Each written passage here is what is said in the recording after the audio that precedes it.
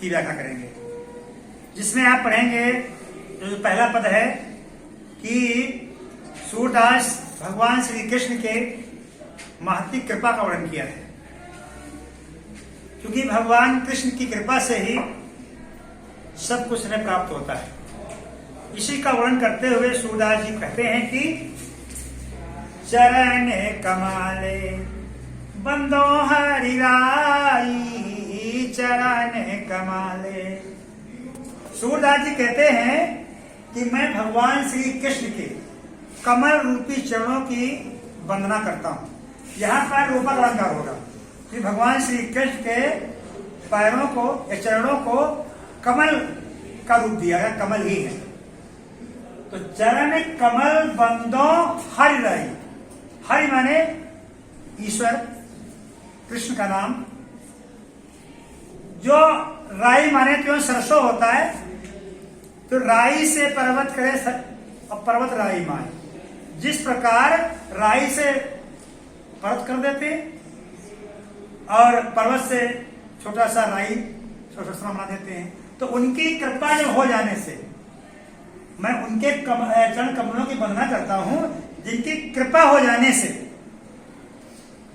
एक सरसों को भी पहाड़ और पहाड़ को भी सरसों बना देते हैं। मैं उनके चरण कमलों की वंदना करता हूं। दूसरी लाइन में है कि जाकी कृपा पंगु गिरि लंघे, अंधे को सब कछु दर्शाई। उसकी उस पार ब्रह्म परमेश्वर कृष्ण की अति महान कृपा हो जाए तो एक लंगड़ा, पंगुमिश लंगड़ा, गिरिमिश पर्वत, लांघे माने लांघ जाता, पार कर जाता है। उसकी उस परम पिता परमेश्वर भगवान श्री कृष्ण की महती कृपा हो जाने पर या दया हो जाने पर एक लंगड़ा पर्वत को भी पार कर जाता है और अंधे व्यक्ति को सब कुछ दिखाई पड़ने लगता है, यदि उस परम पिता परमेश्वर की कृपा हो जाए तो। दूसरी लाइन है कि बहिरो सुने गूंग पुनि बोले, रंक चले सिरे छत्र धराई। कवि कहता है, सूरदास जी कहते हैं कि भगवान कृष्ण की महती कृपा हो जाने पर बहिरा व्यक्ति जो कानों से सुनता नहीं है, बहरा व्यक्ति सुनने लगता है और गूंगा वाचाल हो जाता है। वाचाल माने बोलने लगता है, बहरा सुनने लगता है और गूंगा पुनः वाचाल हो जाता है। और एक गरीब भिखारी, रंक मिस भिखारी, गरीब, एक गरीब यानी भिखारी भी राजा की तरह, राजा के समान अपने सिर के ऊपर छत्र यानी मुकुट धारण कर लेता है, अर्थात भिखारी राजा बन जाता है।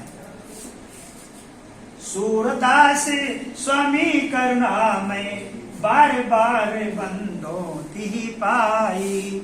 सूरदास जी अंत में कहते हैं कि मैं अपने स्वामी दया के सागर, करुणा के सागर भगवान श्री कृष्ण के चरणों की मैं बार बार वंदना कर रहा हूं, उनके चरणों की मैं बार बार नमन करता हूं।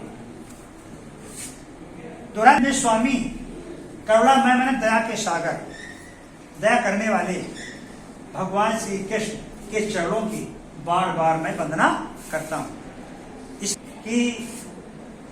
इसमें भगवान श्री कृष्ण के महती कृपा का वर्णन और रस जो है भक्ति रस होगा, छंद गे पद है और अलंकार रूपक अलंकार है,